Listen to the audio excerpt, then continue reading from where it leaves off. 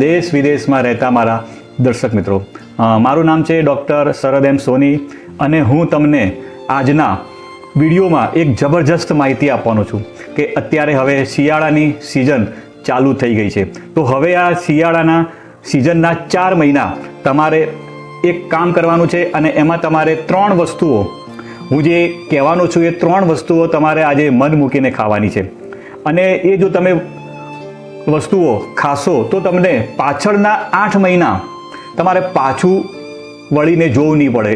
એટલે કે તમને કમરનો દુખાવો, ઘૂંટણનો દુખાવો, સાંધાનો દુખાવો, હાડકાનો દુખાવો, વારંવાર થાક લાગવો, થોડું કામ કરીએ અને થાક લાગે, અશક્તિ થાય, લોહીની ઉણપ હોય, પછી તમારે કોઈ પણ પેટના પ્રશ્નો હોય, ગેસ, એસિડિટી અથવા વાળ ખરવાનો પ્રશ્ન હોય, તો આ બધા પ્રશ્નોમાં તમને ફાયદો થશે. તો હવે કઈ 3 વસ્તુઓ આપણે ખાવાની છે એની હું તમને આજે વિસ્તૃતમાં માહિતી આપવાનો છું અને એ વસ્તુથી કયા લાભ થશે એની પણ હું તમને આજે માહિતી આપવાનો છું. તો તમે મારો વિડીયો છેલ્લે સુધી જોજો. નમસ્કાર મિત્રો, હવે જે આપણે 3 વસ્તુઓ ખાવાની છે એની હું તમને વાત કરવાનો છું. શિયાળાના આ 4 મહિનામાં આ 3 વસ્તુઓ તમારે ખાઈ લેવાની છે, જેથી પાછળના 8 મહિના તમારે પાછું વળીને જોવું નહીં પડે. અને એની અંદર મેં તમને કીધું એ પ્રમાણે કમરનો દુખાવો, સાંધાનો દુખાવો, વારંવાર થાક લાગવો, લોહીની ઉણપ, વાળ ખરતા હોય, પેટની તકલીફ હોય, ગેસ, એસિડિટી વગેરેમાં તમને ફાયદો થશે. તો હવે જે પહેલી જે છે વસ્તુ એ છે તલ. તો હવે હું તમને તલ વિશે વાત કરવાનો છું.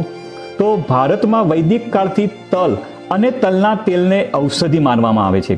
ચરક સંહિતામાં તલના તેલને શ્રેષ્ઠ ગણાવ્યું છે. શિયાળાની ઋતુમાં આહાર તેમજ માલિશ માટે તલના તેલનો મહત્તમ ઉપયોગ કરવાથી શરીર તંદુરસ્ત રહે છે. આ કોઈ સામાન્ય તેલ નથી.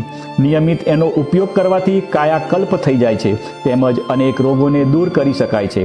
અનેક રોગોમાં રામબાણ ઈલાજ મનાતા તલના તેલનો ઇન્ટરનલ અને એક્સટર્નલ એમ બંને પ્રકારે ઉપયોગ થાય છે. તો હવે મિત્રો, શિયાળાની ઋતુમાં તલનું તેલ ખાવાથી શરીરમાં ગરમાટો આવે છે. તમામ પ્રકારના ખાદ્ય તેલોમાં તલનું તેલ ઉત્તમ છે. તલના તેલમાં બધા રોગોને દૂર કરવાની ક્ષમતા છે. રસોઈમાં તલનું તેલ વાપરવાથી પાચન ક્રિયા સુધરે છે અને કબજિયાતની તકલીફ દૂર થાય છે. તે આપણી ન્યુરોલોજિકલ સિસ્ટમને સ્ટ્રોંગ બનાવે છે. તેમાં એવા કમ્પોનન્ટ છે જે શરીરમાં ચરબીને વધવા દેતા નથી. આહારમાં તલનું તેલ વાપરવાથી એસિડિટી, ગેસ અને પેટની લગતી સમસ્યાઓમાં રાહત થાય છે. શરીરમાં લોહીની ઉણપ હોય એવા દર્દી તલનું તેલ ખાય તો ફાયદો થાય છે. તલના તેલમાંથી બનાવેલી રસોઈ આરોગવાથી પથરીનો રોગ થવાની શક્યતા નહીવત છે. કિડની અને પિત્તાશયમાં પથરી થઈ હોય એવા દર્દી આહારમાં તલના તેલનો ઉપયોગ કરે તો પથરી તૂટીને નીકળી જાય છે. નિયમિત તલનું તેલ ખાતા હોય તેમને ભવિષ્યમાં બ્લડ પ્રેશર કે હૃદયને લગતી બીમારીનું જોખમ ઓછું રહે છે. સાંધાના દુખાવાની ફરિયાદમાં તલના તેલનું સેવન અને માલિશ બંને કરવા જોઈએ. તલના તેલમાં પર્યાપ્ત માત્રામાં મળી આવતું vitamin E, B complex, calcium, magnesium, phosphorus, zinc, selenium, fibre અને પ્રોટીન શરીરના હાડકાથી લઈ વાળની સુંદરતા માટે ઉપયોગી છે. એમાં રહેલું ડાયટરી પ્રોટીન અને એમિનો એસિડ મસલ્સને સ્ટ્રોંગ બનાવે છે. બદામની તુલનામાં 6 ગણું અને દૂધની તુલનામાં 3 ગણું વધારે કેલ્શિયમ તલના તેલમાંથી પ્રાપ્ત થાય છે. 100 ગ્રામ તલમાં અંદાજે 18 ગ્રામ જેટલું પ્રોટીન હોય છે. કાળા તલ અને સફેદ તલ બંનેની ન્યુટ્રિશનલ વેલ્યુ લગભગ સરખી જ હોય છે. તે કોલેસ્ટ્રોલ વધવા દેતું નથી, એથી બ્લડ પ્રેશર કંટ્રોલમાં રહે છે. તલનું તેલ શરીરમાં ગ્લુકોઝના સ્તરને નીચું લાવવામાં સહાય કરે છે.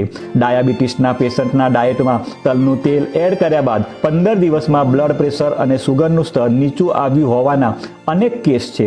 એમાં મળી આવતું મેગ્નેશિયમ કેન્સર જેવી ગંભીર બીમારીનું જોખમ ઘટાડે છે. ઓસ્ટિયોપોરોસિસ અને આર્થરાઇટિસ રોગમાં પણ તલનું તેલ ફાયદો કરે છે. ઠંડીની ઋતુમાં વાયરલ અને સિઝનલ બેક્ટેરિયલ ઇન્ફેક્શનથી બચાવે છે. તલનું તેલ બોડીમાં મેટાબોલિક રેટને નિયંત્રિત રાખે છે તેમજ ક્રેવિંગને કંટ્રોલ કરે છે. ઓમેગા 3 અને ફાઇબરના કારણે પેટ ભરાયેલું રહે છે. વેઇટ લોસમાં પણ તલનું તેલ ખૂબ જ ઉપયોગી છે. એન્ટી એજિંગનો ગુણધર્મ ધરાવતા તલના તેલમાં વધતી ઉંમરને અટકાવવાની તાકાત છે. એનાથી ત્વચામાં નિખાર આવે છે. તલના તેલથી શરીરના દરેક હિસ્સાને લાભ થાય છે. હવે આપણે 2 નંબરમાં જોઈશું તો ગોળ. તો ગોળ આપણે શિયાળામાં ખાવો જોઈએ અને ગોળ ખાવાથી કયા કયા ફાયદા થશે એ હવે આપણે જોઈશું. શિયાળાને આરોગ્ય બનાવતી ઋતુ કહેવાય છે. આ સિઝનમાં ગોળનો વપરાશ વધુ થાય છે.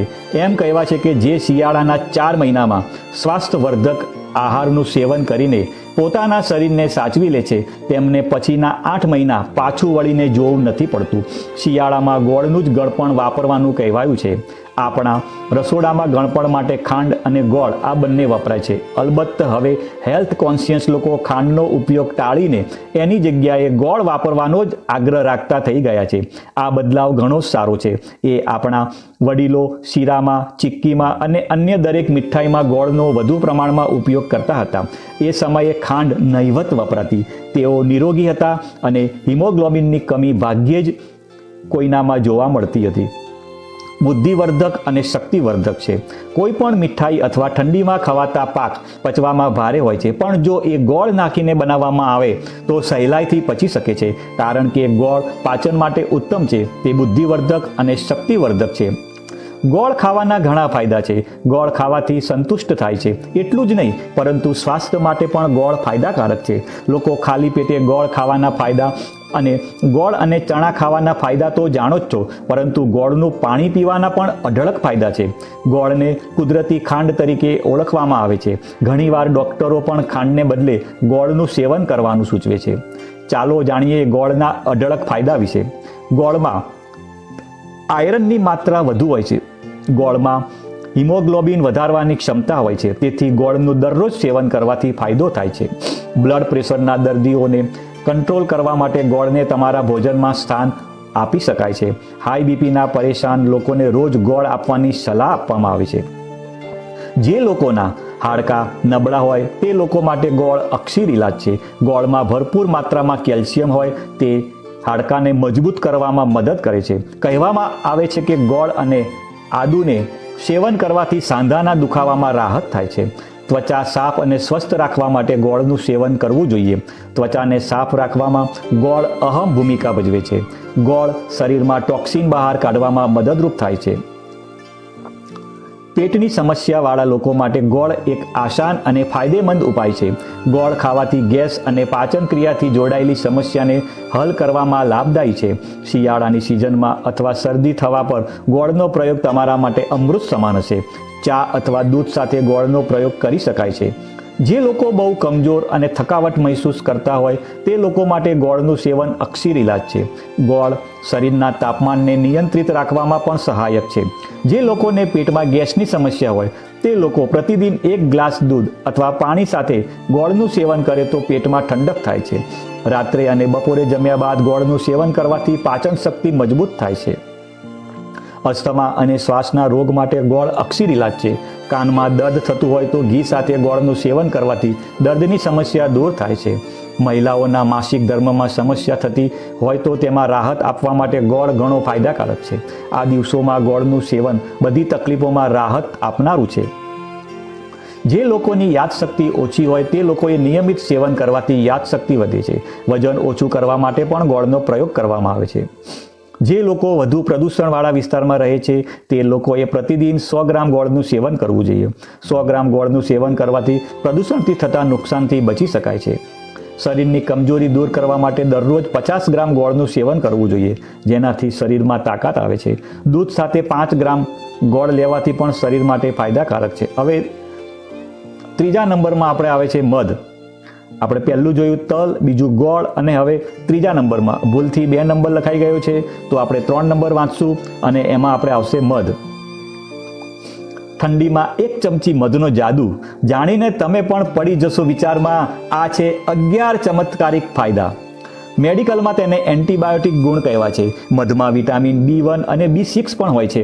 મધમાં મળી આવતા તત્વોના કારણે તે દવાની સાથે સાથે પોષક પદાર્થ પણ ગણાય છે. આવો જાણીએ કે 1 ચમચી મધના સેવનથી શું શું ફાયદા થાય છે. ઠંડીના સમયે સમયે જો મધનું સેવન કરવામાં આવે તો ખૂબ ફાયદાકારક રહે છે. મધનો ઉપયોગ લોકો વજન ઓછું કરવા માટે કરતા હોય છે. મધમાં iron, calcium, phosphate, sodium, chlorine, potassium અને મેગ્નેશિયમ જેવા પોષક તત્વો હોય છે. મધમાં બેક્ટેરિયા સામે લડવાના ગુણ પણ જોવા મળ્યા છે અને એટલે પણ મધને ફાયદાકારક કહેવામાં આવ્યું છે. પહેલો ફાયદો છે કે સારી ઊંઘ આવતી હોય, જેને ઊંઘ આવતી ના હોય. હેલ્થ એક્સપર્ટનું કહેવું છે કે મધમાં સેરોટોનિન કેમિકલ હોય છે જે મૂડને સારો કરે છે, ખરાબ મૂડ માટે જવાબદાર કેમિકલમાં ફેરફાર કરે છે. આવામાં જો તમને અનિદ્રાની સમસ્યા છે તો રાત્રે સૂતા પહેલાં 1 ગ્લાસ ગરમ દૂધમાં મધ ભેળવીને પીવો, ઊંઘ સારી આવશે. 2 નંબરમાં મજબૂત રોગ પ્રતિકારક શક્તિ.